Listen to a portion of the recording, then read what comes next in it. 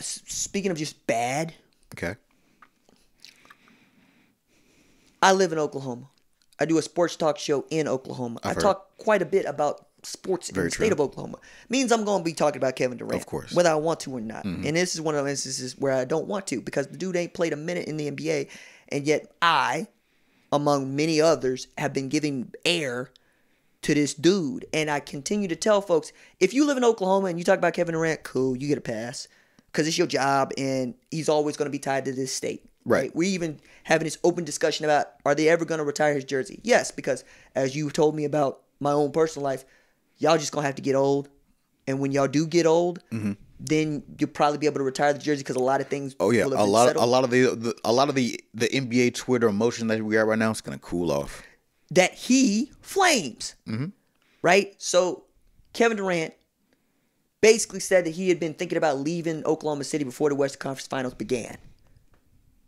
To which we have two thoughts on this. One, y'all are doing a summertime segment in February. Shame on you. Okay? I'm being dead serious. Shame on you. Second thing, he stays gassed up because y'all keep supplying him with helium. Why are you giving this man air? Because KD is one of us. What? And Us? And I don't mean one of, say, local radio host and internet. I'm over here in somebody Baku on the throne talking but I'm about, talking about, us. Who? No, now us. No.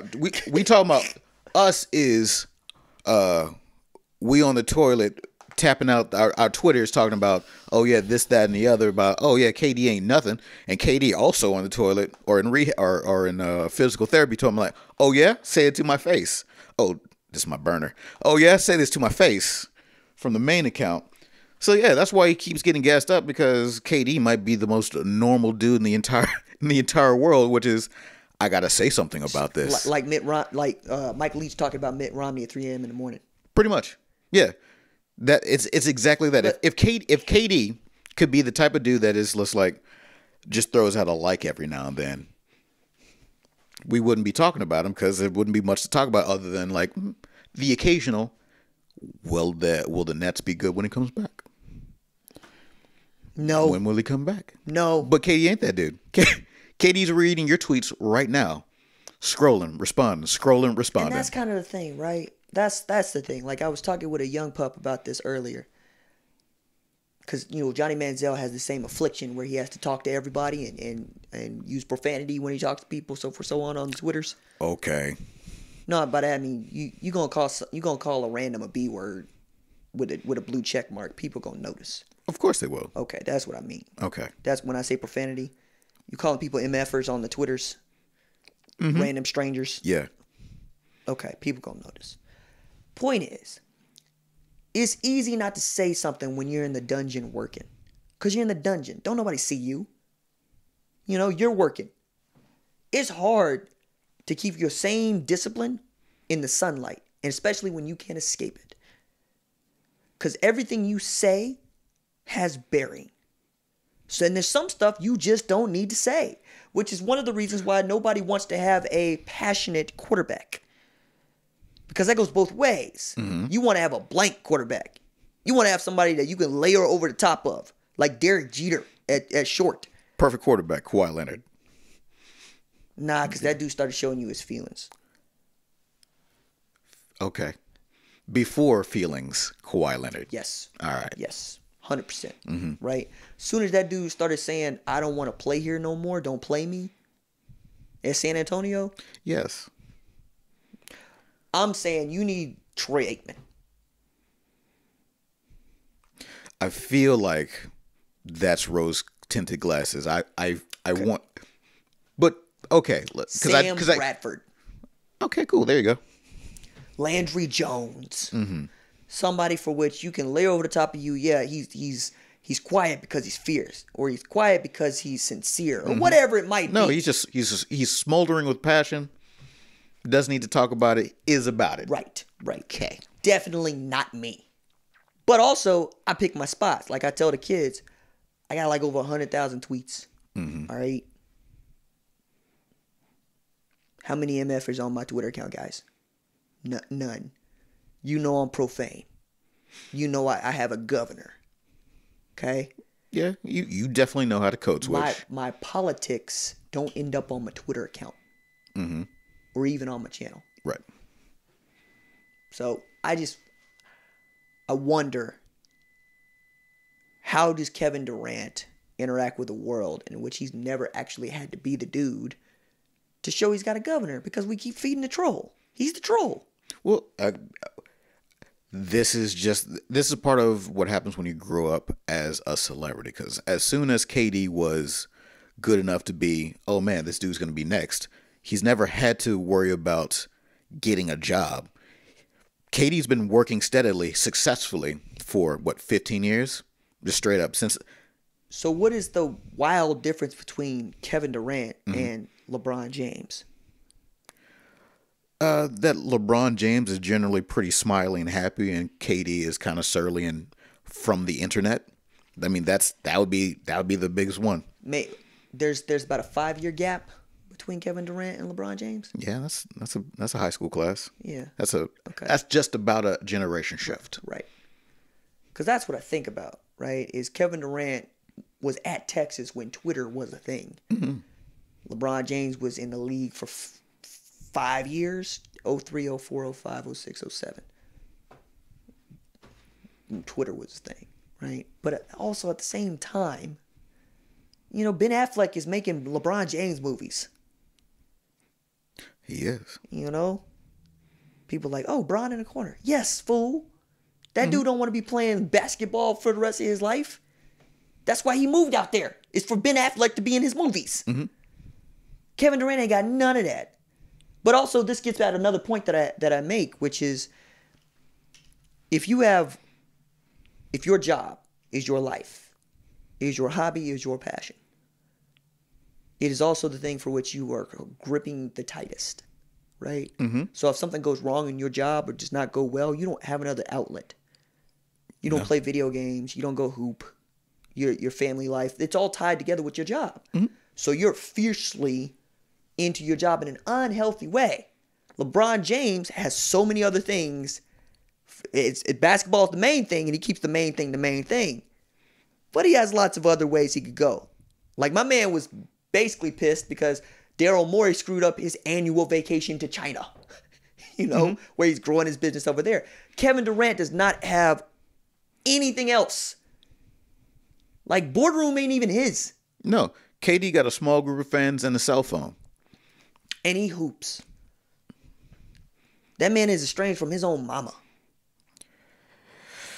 I mean, we can't all be. It's so hard because LeBron James has also grown into the dude that I never thought that he would, or better yet, any pro athlete that is on that level. I thought that to be great, you had to be angry and miserly and surly, and you can only care about basketball. And for the most part, everybody that's part of that, one of the greats is that, besides maybe Magic Johnson and Kareem. Everybody is just an absolute person that you don't want to be around, and the only thing that they had was dominating people at basketball. KD seems to be that kind of dude, except he has a cell phone. I'd also add this, right? Like, we talk about kids, you need to play more than one sport, right? Because parents and kids are terrified that somebody else is getting reps doing their main thing that they're not getting reps doing, for which there are two truths. One, you're either talented enough to succeed in that sport or you're not. It's not really a matter of work ethic if you're playing other sports. You're working, right? You are. But being technically efficient and technically masterful does not make you talented, right? One of the things that we miss, for instance, in mixed martial arts, right? I'm going to take it away from John Jones in this way, talk about Valentina Shevchenko, who is on the pound-for-pound list. Like, you can make an argument for Jones, Nunes, or her, right? Period. Right. But the gap between her and everybody else in 125 is larger than it is at every other division. That includes Amanda Nunes, right? People talk about her being so technically efficient. Shevchenko just knows where her body's supposed to be doing, and she's going to execute. What they miss is how fast she is. This woman finished the number one contender in her weight class out of a crucifix. So So I'm gonna pivot away from that for just a second. I want you to continue talking about UFC, but that's the Michael Jordan scenario. Michael Jordan was technically very good at almost everything that he did, besides deep shooting, but he didn't need it in the era. He could post you up. He was great. He had great vision as a passer. Could do all that. But then he also graded out as one of the greatest combine athletes of all time. Yeah. So right. It's one thing to just be, like you say, skilled. It's another thing that they'll never see it coming. Yeah, and we've always said if you combine skill with talent, you're a god. There you go. You've done it. Like, I had this joke about Pat Mahomes. I got to walk out, which I need to show you after this is done.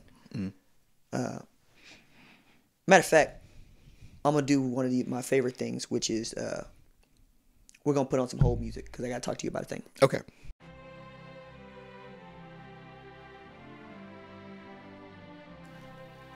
The RJ Young Show respects your call.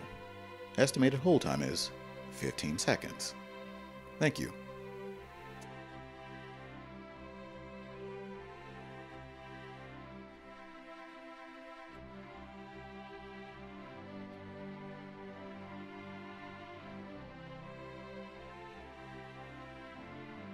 So that was Mount Olympus, Pat Mahomes. Yeah.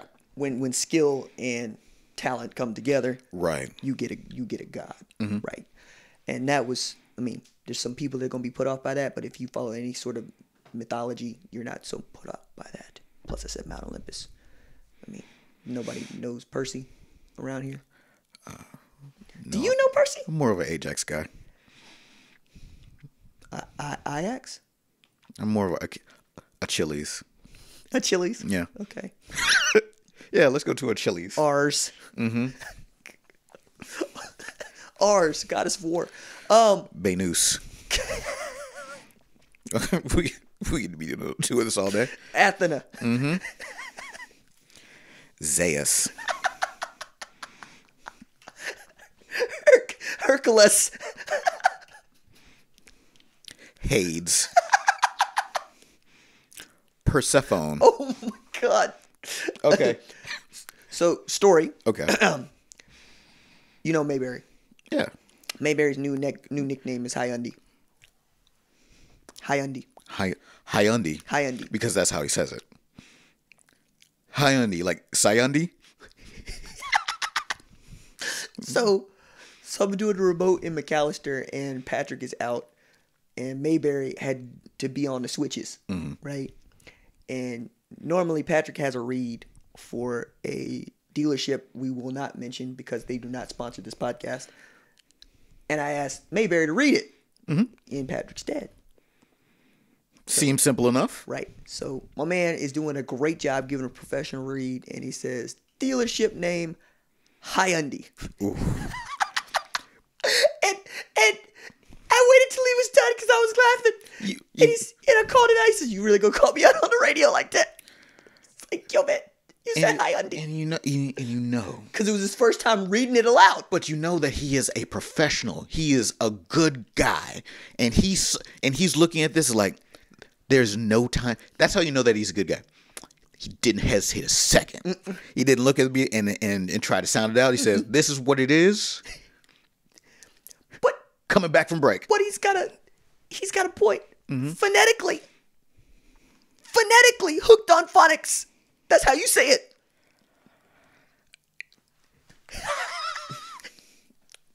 See? Like, no. Hey,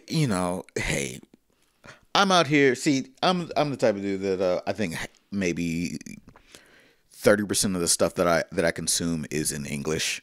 Everything else is a whole nother language. So like, I've got the phonetic. Oh no, because you were like, I'll show you something and be like, oh yeah, that's how you say that. Chuyatel etiafor, right? It's like, yo, Ron, how do I say that? Oh yeah, I got that, right? Like when I'm seeing a Nigerian name, Yoruba, for the first time, I bring it to you, be like, yeah, you say it like this. But before I say it, you be like, I want to hear how you think it's said. Oh yeah, no. First off, I can't have enough comedy in my life. Golly. And I get enjoyment from my friends having fun with words. So yeah, no, of course. Like I see the twinge in the corner of your mouth, the little spark of happiness every time you say Uyangalele. And I'm like, yeah, that dude worked on it. And I'm just like, I'm happy that you're happy. I tried to get you to say on the radio. You was like, no. Well, no. Ain't no like, way. No, because I was looking at it because it's like, because this is the math that I'm doing through my head. I'm like, where's this name from? And we've been talking about Nigerian and other Central African names for a while. I'm like, is this that? And then it turns out it's not. It's Hawaiian, right? Polynesian, Samoan. No, am I wrong? Where is it from? Let's go with Pacific. There you go. So I'm like, all right, no, I got the Palomalus and the Menemenuelas and the Tuyasasopos. Like, yeah, I got that. And then it clicked for me. So I'm like, all right, I wish you had told me that before. You just had me look at this name. Uyangalele. Mm-hmm.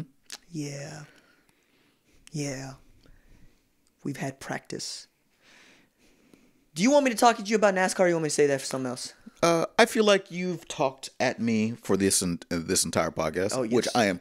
No, first off, if you could put a name on it, it's like RJ has things to say. So if you got more things to say, hit me about this NASCAR.